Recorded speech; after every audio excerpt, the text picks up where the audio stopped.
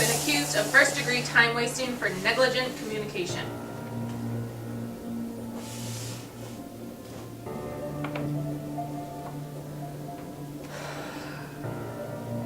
It started out innocently. It seemed like the right thing to do at the time.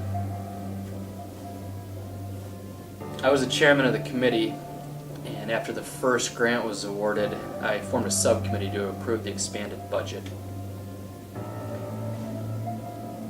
We met on the last Wednesday of the month at Starbucks for coffee. By lunch there'd easily be 100 reply-all emails and 200 group text messages. I'm not proud of it. The subcommittee launched a task force to complete a 6-week feasibility study to determine the potential of reducing the number of email.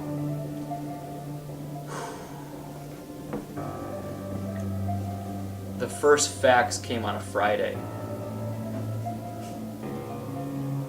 Nobody saw it coming.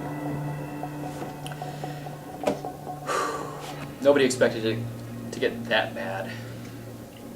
It was just so easy to send, and it was frustrating when people wouldn't print your email.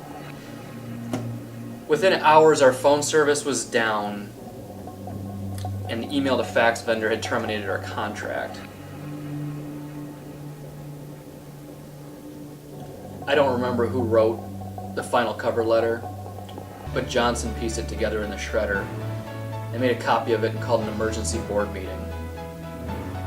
The new policies went into effect late that night.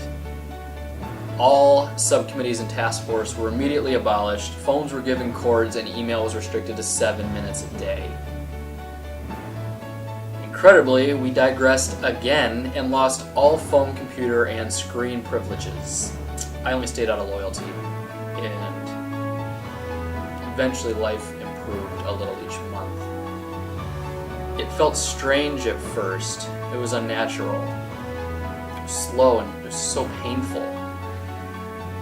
But awkward scratches eventually became letters and started to form words. It was just so slow. Entire days passed before you'd get a response.